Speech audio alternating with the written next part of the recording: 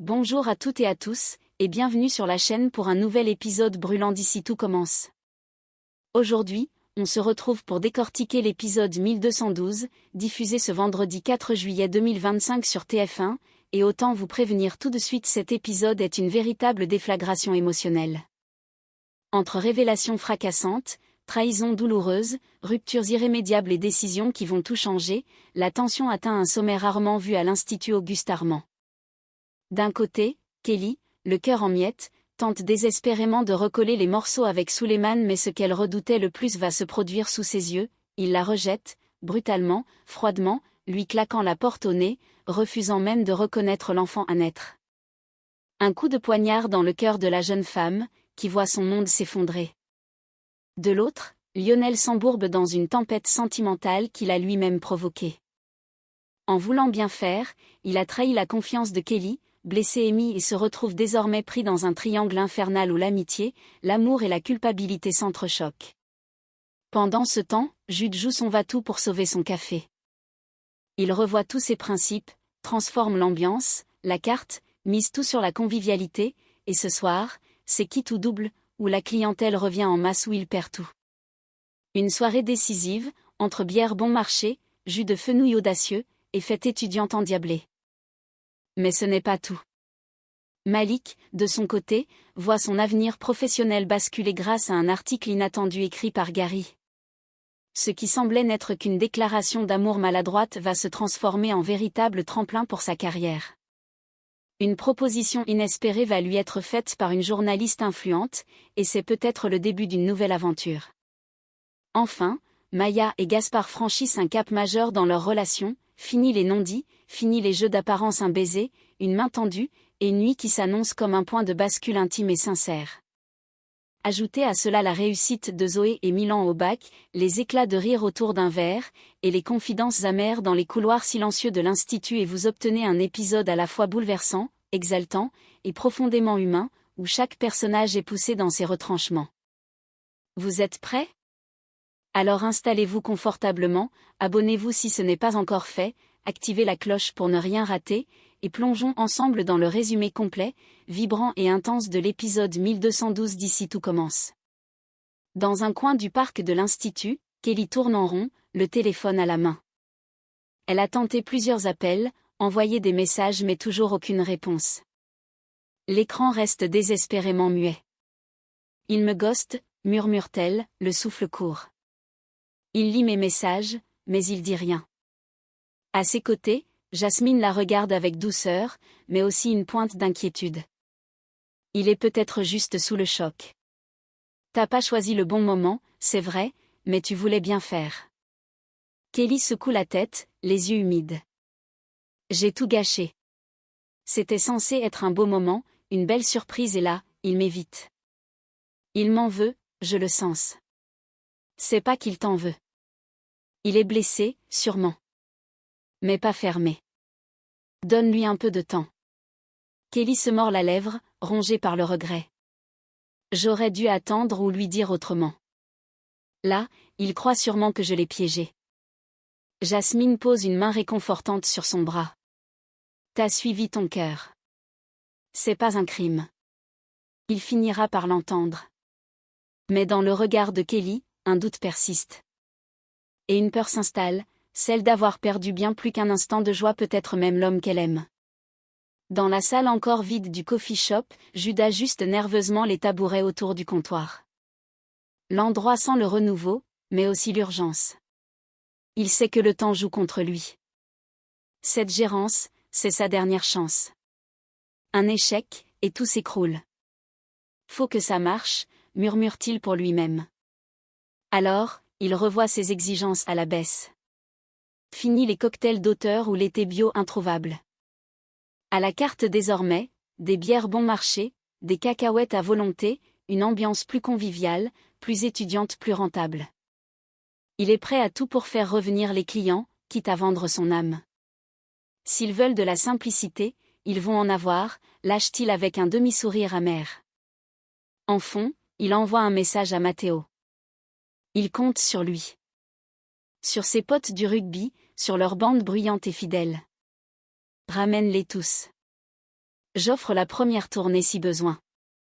Il le sait, ce n'est pas le café de ses rêves, mais s'il veut rester dans le jeu, il va falloir jouer selon les règles des autres. Du moins pour un temps. Et ce soir, tout se jouera peut-être en quelques heures. Assis sur un banc à l'écart du tumulte de l'institut, Suleiman regarde le vide, le visage fermé. À ses côtés, Jim et Carla échangent un regard inquiet. Depuis plusieurs minutes, il ne dit rien, comme enfermé dans ses pensées. Finalement, il rompt le silence, la voix basse. Je comprends pas. Pourquoi elle m'a caché ça aussi longtemps? Carla fronce les sourcils. Tu parles de Kelly? Suleiman acquiesce sans un mot. C'était pas n'importe quoi, ce qu'elle m'a annoncé. C'était important, alors pourquoi elle l'a gardé pour elle? Jim tente de le raisonner. Peut-être qu'elle avait peur de ta réaction. Ou qu'elle voulait te protéger. Mais Suleiman secoue la tête, amer. On est censé tout se dire. J'aurais jamais fait ça avec elle. Carla pose une main sur son bras, plus douce. T'as le droit d'être en colère. Mais elle est paumée aussi. Elle t'aime, ça se voit. Suleiman garde le silence. Blessé, déçu mais encore incapable de faire le tri entre la peine et l'amour. Une chose est sûre, la confiance s'est fissurée. Et il ne sait pas encore s'il pourra vraiment la recoller. Dans un coin de la cour de l'institut, Zoé et Milan sont collés à leur téléphone, les yeux rivés sur l'écran. Les résultats du bac doivent tomber d'une minute à l'autre. Le silence est tendu, presque sacré. Tu crois que c'est bon? Souffle Zoé, la voix pleine de stress. Aucune idée, mais si je l'ai pas, je change de pays, plaisante Milan, les mains moites. Et puis enfin, une notification. Les deux se figent avant de s'écrier en chœur. Je l'ai. Moi aussi. Ils explosent de joie, sautent dans les bras l'un de l'autre, éclatent de rire. Le soulagement est immense, et l'adrénaline monte. Ils l'ont fait. Quelques mètres plus loin, Matteo, qui les observait, s'approche avec un grand sourire. Bon, ça se fête, non? Soirée ce soir au bar de Jude. Et je vous préviens, la carte a été entièrement revue, bière pas chère, planche gourmande, le tout abordable. Zoé et Milan échangent un regard complice, déjà conquis. Toi t'as tout prévu, sourit Zoé. Et vous, vous avez tout mérité, réplique Matteo. Ce soir, la pression redescendra enfin autour d'un verre, de rire, et d'une fête improvisée. Parce qu'après des mois de tension, il est enfin temps de souffler et de célébrer. Dans un couloir discret de l'institut, Lionel retrouve Kelly, seul à seul. Le regard bas, les mains dans les poches, il semble chercher ses mots. Face à lui, Kelly reste droite, méfiante, blessée. Il finit par parler, la voix sincère mais cassée. J'ai fait de la merde. Kelly ne répond pas tout de suite. Il insiste, les yeux dans les siens. J'aurais jamais dû aller parler à Suleiman. C'était pas à moi de le faire. C'était ton moment. Ton histoire. Elle garde le silence, puis souffle. T'as pas réfléchi une seconde à ce que ça allait provoquer. Non, loin, Amy arrive, le regard fermé. Elle s'approche sans dire un mot, mais son corps parle pour elle, tension dans la mâchoire, bras croisés, colère contenue. Tu nous as mis dans une situation impossible, Lionel, lâche-t-elle froidement. Lionel baisse les yeux. Il sait qu'elle a raison, et que cette fois, un simple pardon ne suffira peut-être pas. Kelly, elle, détourne le regard, profondément déçue. La confiance est fêlée.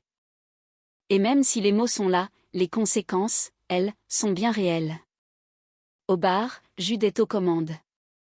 Depuis quelques jours, la carte a radicalement changé, ambiance plus fun, plus audacieuse. Les clients découvrent des cocktails revisités aux saveurs surprenantes, le grand retour des super wings de poulet, croustillant à souhait, et un petit nouveau qui fait déjà parler de lui, le jus de fenouil maison. Autour d'une table, Matteo grimace après une gorgée. Franchement, ton jus de fenouil, on dirait une punition. Jude éclate de rire derrière le comptoir. C'est détox, c'est tendance. Et y a des gens qui aiment. Ou qui mentent très bien, rétorque Matteo, en reposant son verre. Pendant ce temps, ailleurs à l'Institut, une toute autre surprise secoue le quotidien de Malik. Il vient d'apprendre qu'une critique élogieuse à son sujet a été publiée dans un magazine gastronomique. Son nom, ses plats, son style, tout y est signé Gary. « Attends, t'as écrit ça pour me draguer ?» s'étrangle Malik en découvrant la vérité. Gary, gêné mais fier de son coup, hausse les épaules. « J'ai mis en valeur ton talent, non ?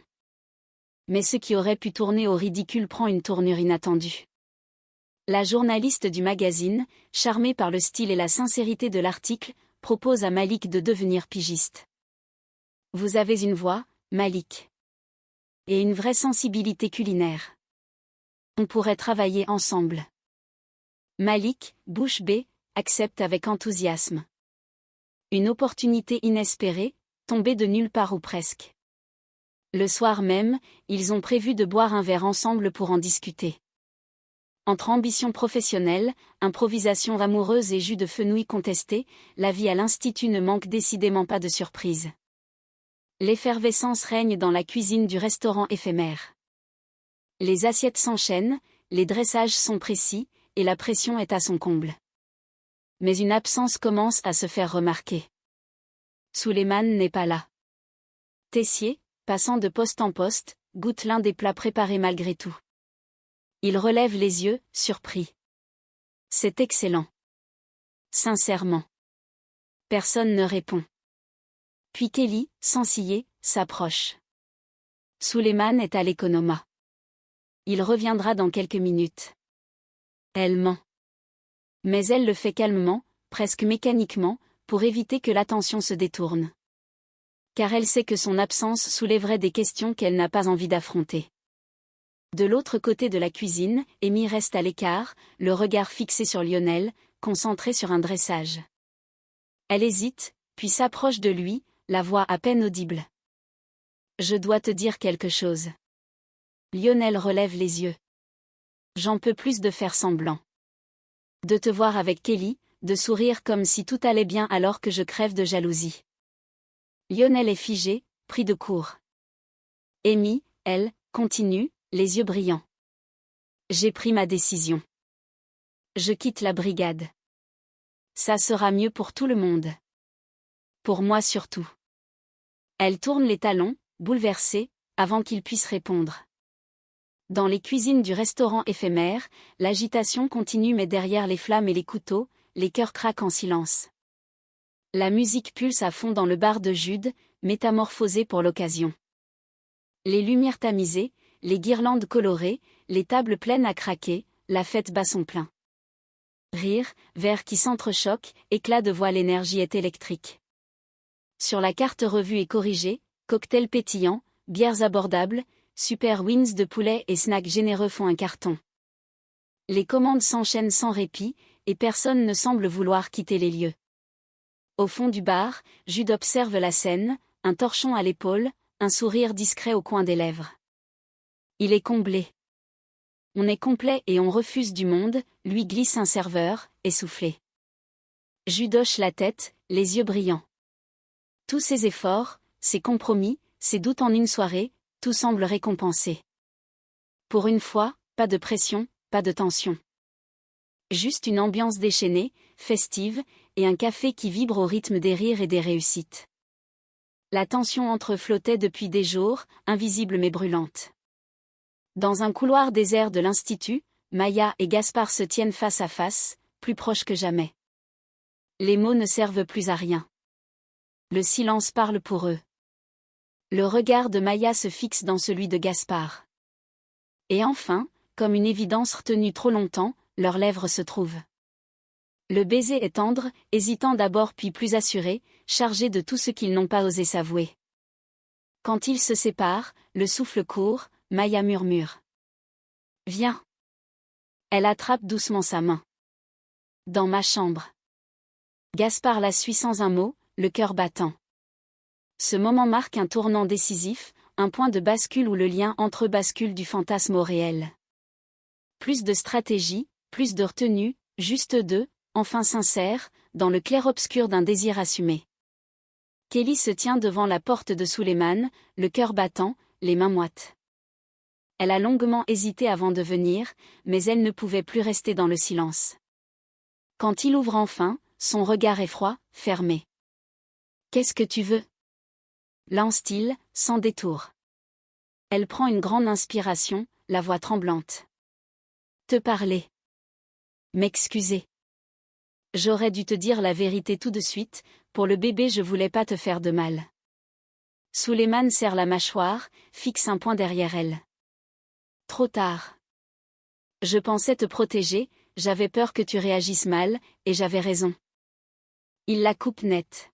« Je vais pas reconnaître cet enfant, Kelly. T'as fait ton choix sans moi. Alors maintenant, démerde-toi. » Le mot claque, violent. Kelly reste figée, les yeux écarquillés.